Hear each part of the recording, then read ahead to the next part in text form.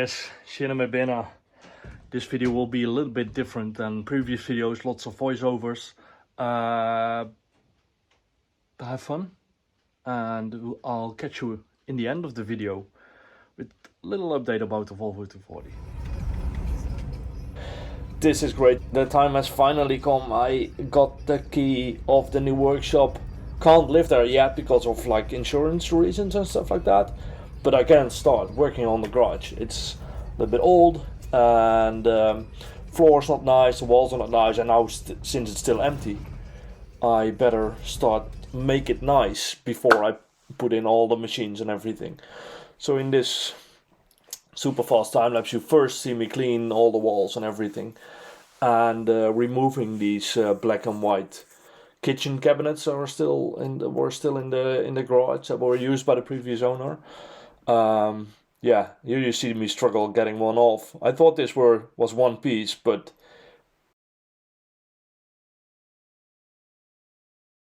here I realize it's two pieces, and I'm all alone here.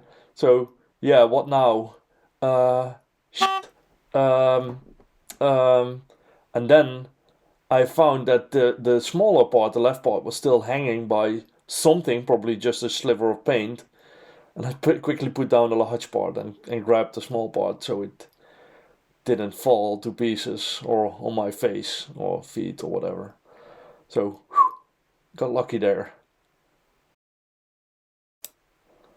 It's quite boring to see me unscrew all these cabinets, so I'll just make a quick montage of the actual removal. It might be quite satisfying to watch everything go away. Yeah, so above and below I cleaned already, and here you can see like behind the cabinets are also still quite dirty. Previous owner used to do car restorations in this garage, so it's a lot of dust, mostly rust dust. Since he's working on old American cars, it's mostly rust. I wasn't really sure what to do with these kitchen cabinets. Maybe the old owner wanted them. Maybe I can use them in the future. I had no idea. So I just put them away in the shed.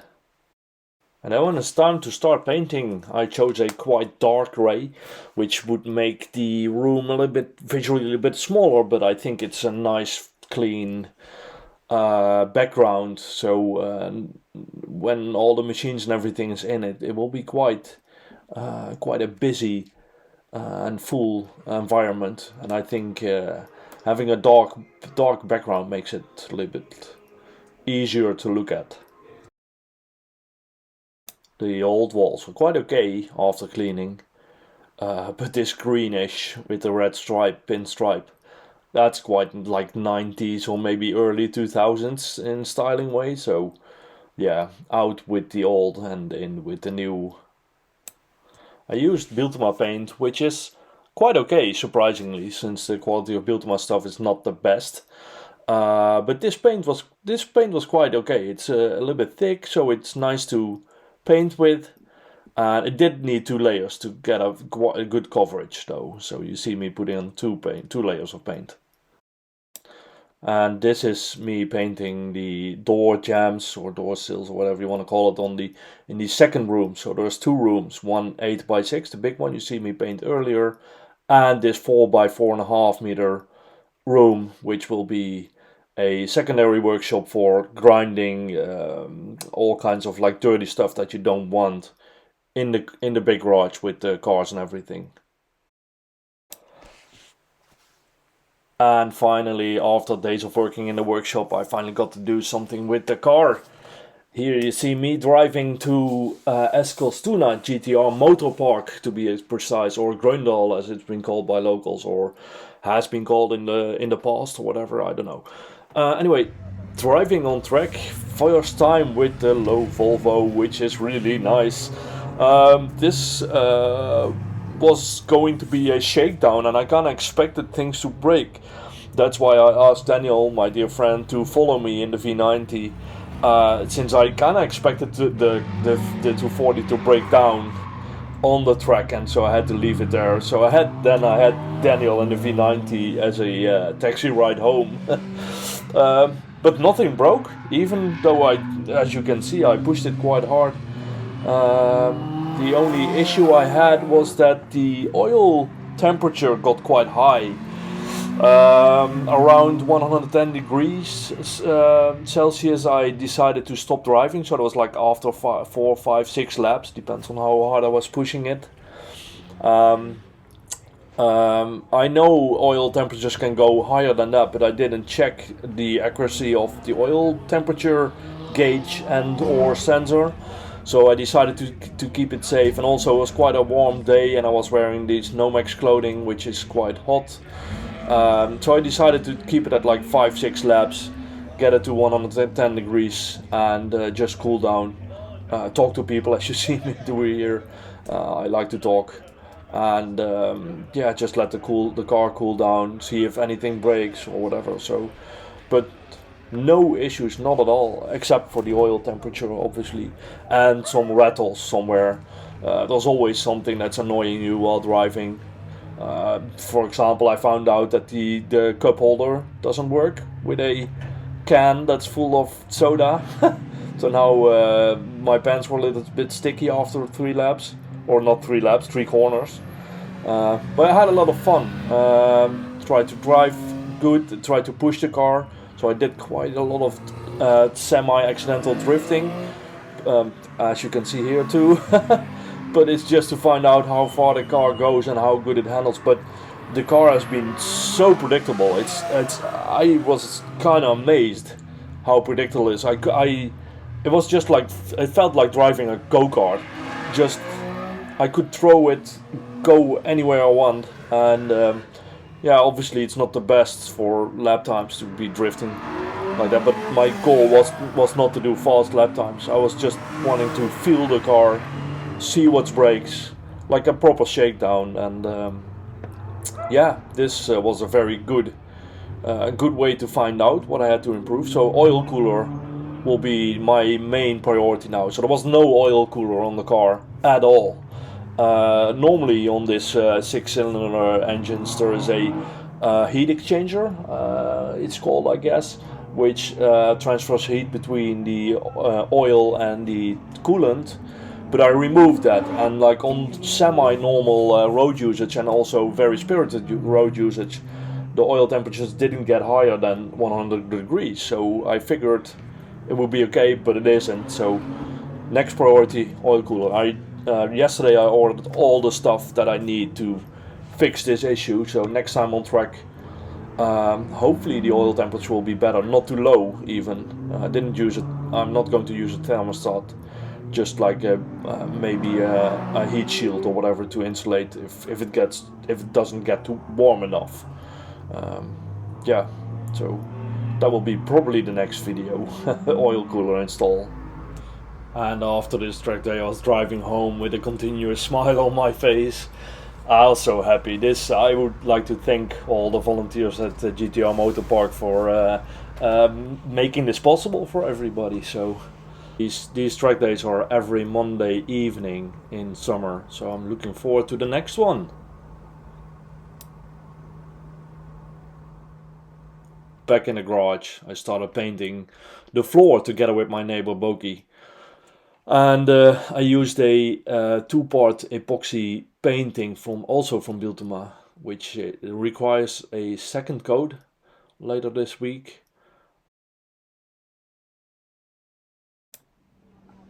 Later this week on Saturday it was time to go to a track again. This time it was Gelleråsen, close to Karlskoga, where we were invited to watch the next gen Mini Cup, which is all electrical. But also in this event there was much more to see, like superbikes, Porsche Cup, you name it, and it's there. There was even a fighter jet doing a demo in this day. That was really impressive. He did loopings, everything, flybys, very slow flybys, you name it. But something that surprised me, I've never been into motorcycles. People that know me know that I don't really care about things with 2 wheels, but this was impressive. And if these bikes were boring, then you can also go in the pit and watch this guy saw some wood with a 330cc chainsaw in 5 seconds. It's ridiculous. It's very Swedish for me. Also, Porsche was celebrating their 75th anniversary with lots of cool Porsches in the pit box. Even this original 356.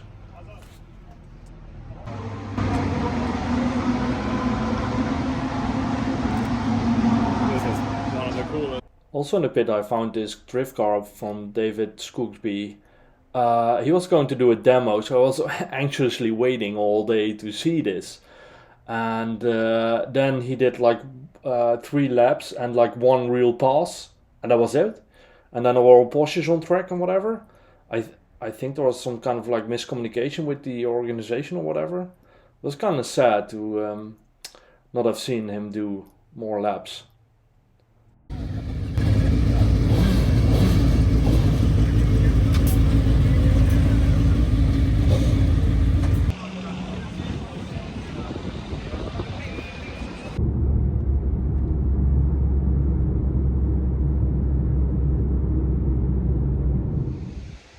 So with all the driving and moving and all the physical stuff, I did find some time to work on the 240 a little bit and prepare it for next track day, hopefully soon.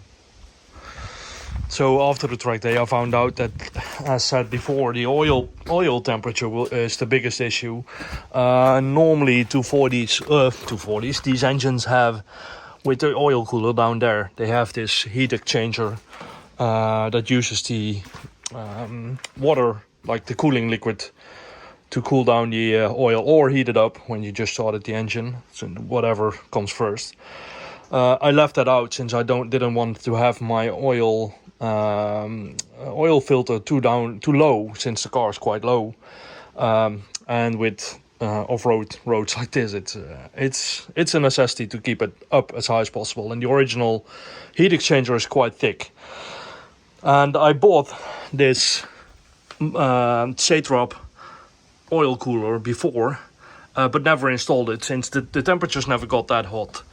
But now it did. So yeah, to install this I had to remove the vertical bar that goes in here, that gives a little bit more strength to the original hood latch, which is now gone, as you can see, and replaced with some nice Aerocatches. They're always a little bit of a pain in the ass to install these things. Did them before on my Impreza and some other cars, but yeah, they turned out great. So, but everything's covered in grinding dust, so I better wash the car quickly, or at least rinse it off, so it doesn't get rust covered. But that's the current update. The parts that have been removed is this original latch and lock, or whatever you want to call it, and some minor stuff, and this vertical brace. And they're not heavy. It's only 1 kilo. There's also a little bit of steel on the inside of the hood and on the outside of the hood removed, but that might be, I don't know, 100 grams or whatever, just a little bit. But all in all, like 1.1, say 1.2 maybe kilos removed. And with the catches and the oil cooler I maybe added 0.3, 0.4. It's all aluminum, it's all plastic, so super light. So there is a gain, not much, but there is also a weight gain. So, well, weight loss, I should say. A gain in the low weight, or whatever. Okay. Next week, there probably will not be a new video, since we're in the middle of moving and we're going to do the actual move. So there will probably not be much changed. I have to order a car lift, install electrics, stuff like that. But that's going to take a while. I'll make sure to record everything for the next vlog, but next week will be a little bit too soon. So stay tuned, and we'll see you as soon as possible. Bye bye.